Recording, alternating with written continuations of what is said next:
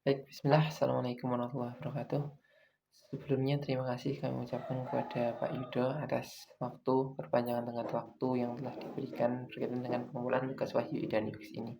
Dan di sini saya Yahya Faiz Muhyiddin mewakili kelompok saya yaitu kelompok Sigma dengan personalia Rizky Bintang Nugraha sebagai ketua dan juga Najwa Safira Hilmi sebagai anggota dan saya sendiri Yahya Faiz Muhyiddin sebagai anggota.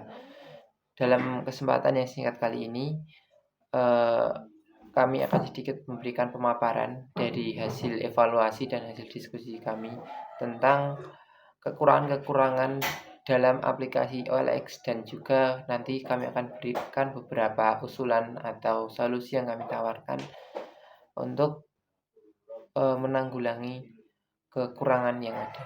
Nah, baiklah saja. Dan sebelumnya Pak Yudo di sini berkaitan dengan sumber argumentasi dasar evaluasi kami yang menjadi dasar evaluasi kami ada beberapa. Yang pertama yaitu tentu kami melihat sendiri. Kami mendownload aplikasi OLX di Play Store dan di situ kami melihat bagaimana aplikasi itu berjalan, bagaimana penggunaan visual yang digunakan dalamnya, kemudian alur teknis bagaimana, dan sehingga di sini kami tahu kekurangan dan kelebihan yang ada. Dan yang kedua, tentu kami juga melakukan riset dari sumber-sumber pencarian yang ada di internet. Nah, seperti itu.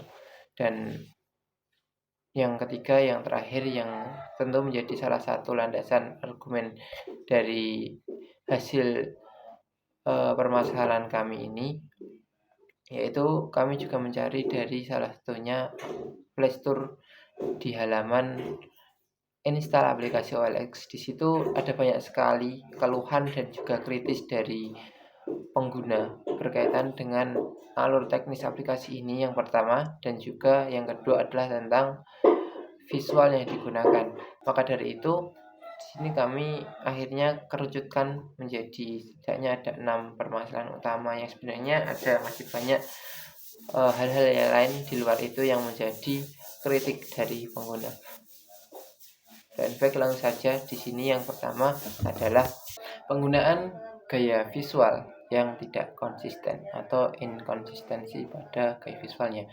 Dan hal ini kami tempatkan pada bagian pertama karena bagian ini terlihat sangat jelas ketika kita melihat aplikasi dan melihat ikon-ikon yang ada di dalamnya. Di situ terlihat dan kemudian kita telusuri lagi lebih dalam ketika kita mencari bagian profil, bagian pencarian dan sebagainya gitu. Di situ kita mendapati secara jelas bahwa icon-icon yang ada itu memiliki style gambar yang berbeda.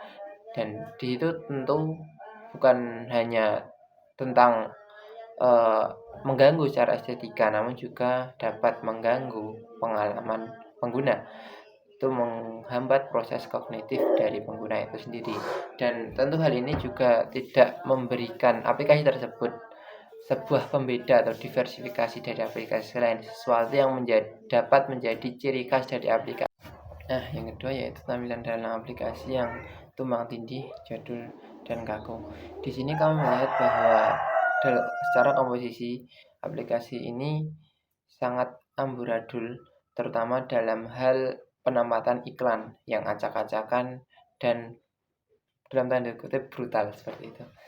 Dan dalam hal ini, dalam konteks ini banyak sekali pengguna yang mengkritisi masalah ini, terutama mereka mengkritisi bahwa setelah aplikasi ini diupdate pada updatean terbaru, maka banyak sekali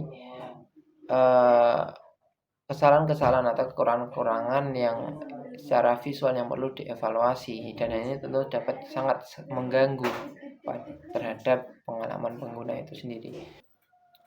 Selanjutnya yang ketiga, di sini beberapa pengguna menyebutkan bahwa ada beberapa icon dan juga tombol dalam aplikasi atau font yang menggunakan warna kurang kontras, sehingga ini sangat mengganggu atau mengganggu visabilitas icon tersebut dan sangat mengganggu ketika pengguna ingin mencari dan mengidentifikasi fungsi-fungsi dari aplikasi ini, fungsi-fungsi penting ataupun fungsi yang diinginkan secara cepat. Nomor 4, aplikasi kurang responsif. Yang dimaksudkan kurang responsif di sini adalah bahwa aplikasi terkadang kurang dalam memberikan respon terhadap sebuah tindakan yang dilakukan oleh pengguna. Seperti ketika kita memencet tombol maka tombol berubah warna atau memunculkan notifikasi bahwa sudah selesai dikonfirmasi dan sebagainya. Nomor 5 adalah alur iklan dan monetisasi. Dan kali ini kita masuk pada masalah bisnis. Di sini banyak sekali keluhan dari pengguna yang menyebutkan bahwa alur iklan ini sekarang cenderung sangat berbelit-belit dan terdapat biaya tambahan dan ketika ingin memasang penjualan atau iklan dalamnya. Nah, selanjutnya yang nomor 6 adalah yang terakhir, navigasi atau alur pencarian yang kurang fleksibel, di mana pengguna harus mencari sebuah filter yang kemudian kita filter lagi sehingga kita bisa mencari produk yang kita inginkan.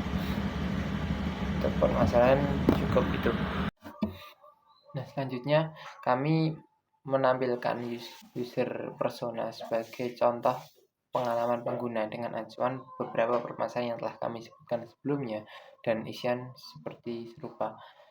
Dan kemudian di bawahnya pada bagian file presentasi juga kami menambahkan user flow sebagai acuan dalam alur penggunaan untuk pengguna nanti bagaimana penggunaan aplikasi ini yang telah dievaluasi. Kemudian adalah bagian wireframe. Di sini wireframe merupakan kerangka acuan untuk membuat UI atau tampilan visual aplikasi. Dan untuk wireframe sendiri di sini kami membagi menjadi dua, yaitu wireframe dari sudut pandang penjual dan juga wireframe dari sudut pandang pembeli, yang tentu pada masing-masing yang memiliki user flow atau alur penggunaan yang berbeda.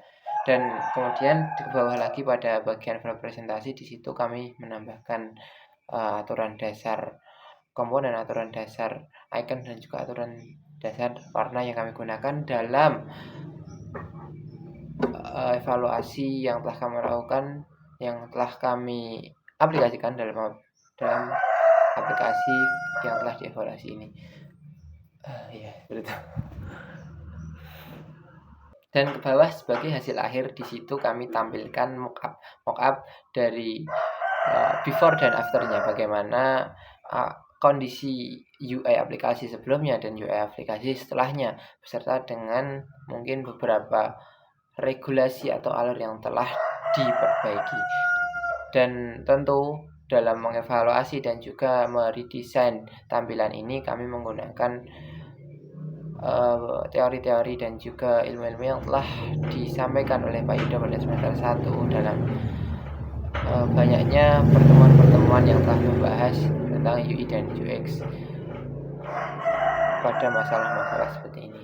Nah, seperti itu mungkin beberapa yang dapat kami sampaikan. Harapannya apa yang telah kami diskusikan dan apa yang telah kami evaluasi dan kerjakan dalam redesain aplikasi ini dapat menjadi hal yang positif. Dan sebagai penutup, tentu kami ucapkan terima kasih atas perhatiannya, terima kasih atas segala ilmunya, terima kasih atas segala dedikasinya dan segala pengajaran yang diberikan selama ini. Dan tentu dari kami juga mengucapkan mohon maaf yang sebesar-besarnya atas mungkin banyak sekali kesalahan dari kami dan kekurangan dan khususnya juga dalam pengerjaan tugas kali ini.